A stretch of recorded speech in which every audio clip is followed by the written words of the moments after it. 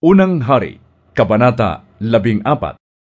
Nang panahong iyon, nagkasakit si Abias na anak ni Jeroboam, kaya't sinabi ni Jeroboam sa kanyang asawa, "Magbalat kayo ka, para walang makakilala sa iyo na asawa ka ng hari. Puntahan mo sa Shilo si Ahiyas, ang propetang nagsabi sa akin na maghahari ako sa bayang Israel. Magdala ka ng 10 tinapay, ilang bibingka at isang garapong pulot. Sasabihin niya sa iyo kung ano ang mangyayari sa anak natin." Ganoon nga ang ginawa ng babae. Pinuntahan niya sa Shilo si Ahiyas. Matandang-matanda na noon si Ahiyas at bulag na. Sinabi sa kanya ni Yahweh, "Pupunta rito ang asawa ni Jeroboam at itatanong niya sa iyo kung ano ang mangyayari sa kanyang anak na may sakit." Sinabi rin ni Yahweh kay Ahiyas kung ano ang sasabihin niya sa babae. Nang dumating ang asawa ni Jeroboam, siya'y nagkunwaring ibang babae. Subalit nang marinig ni Ahiyas na nasa may pintuan na ang babae, sinabi niya, "Tuloy kayo, asawa ni Jeroboam. Bakit pa kayo nagkukunwari? Mayroon akong masamang balita para sa inyo.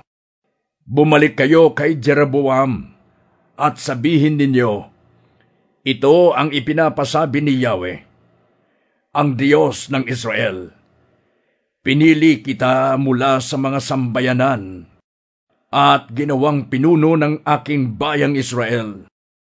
Inalis ko sa sambahayan ni David ang malaking bahagi ng kaharian at ibinigay sa iyo.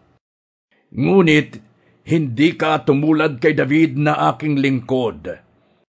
Tinupad niya ang lahat kong iniutos. Sinunod niya ako ng buong puso at wala siyang ginawa kundi ang kalugod-lugod sa aking paningin. Higit ang ginawa mong kasamaan kaysa ginawa ng lahat ng mga nauna sa iyo. Tinalikuran mo ako at ginalit ng magpagawa ka ng sarili mong mga Diyos, mga imaheng yari sa tinunaw na metal. Dahil dito, paparusahan ko ang iyong angkan. Lilipulin ko silang lahat, matanda at bata.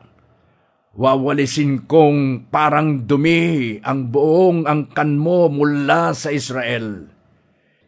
Sinumang kamag-anak mo na mamatay sa loob ng lunsod ay kakainin ng mga aso.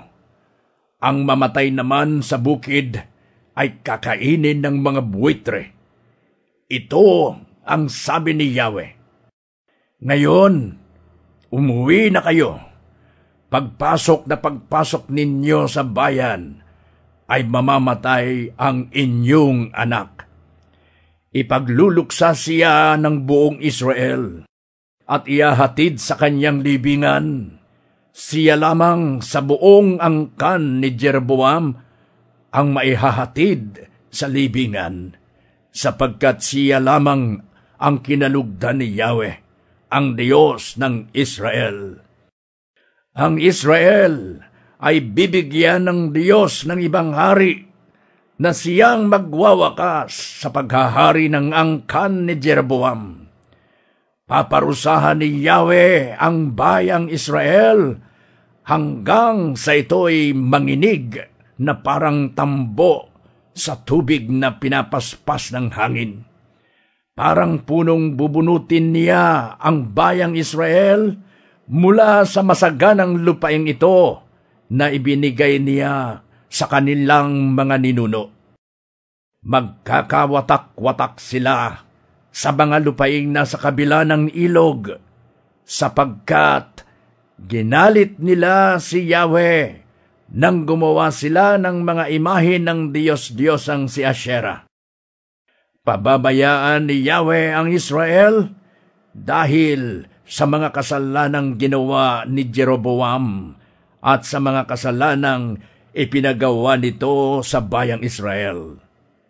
Nagmamadaling umalis ang asawa ni Jeroboam at nagbalik sa Tirza. Pagdating niya sa pintuan ng kanilang bahay, namatay ang bata. Siya'y ipinagluksa at inilibing ng buong bayang Israel tulad ng sinabi ni Yahweh sa pamamagitan ni Propeta Ahiyas. Ang iba pang mga ginawa ni Jeroboam, ang kanyang mga pakikidigma at kung paano siya naghari ay nakasulat sa kasaysayan ng mga hari ng Israel. Naghari siya sa loob ng 22 taon. Namatay siya at inilibing, at si Nadab na kanyang anak ang humalili sa kanya bilang hari. Naghari naman sa Huda si Rehoboam na anak ni Solomon. 41 taong gulang siya nang nagsimulang maghari.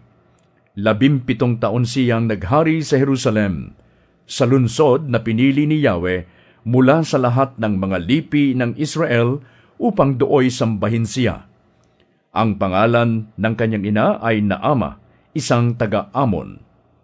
Gumawa ng kasamaan laban kay Yahweh ang sambayanan ng Huda, at higit na masama ang kanilang ginawa kaysa kanilang mga ninuno.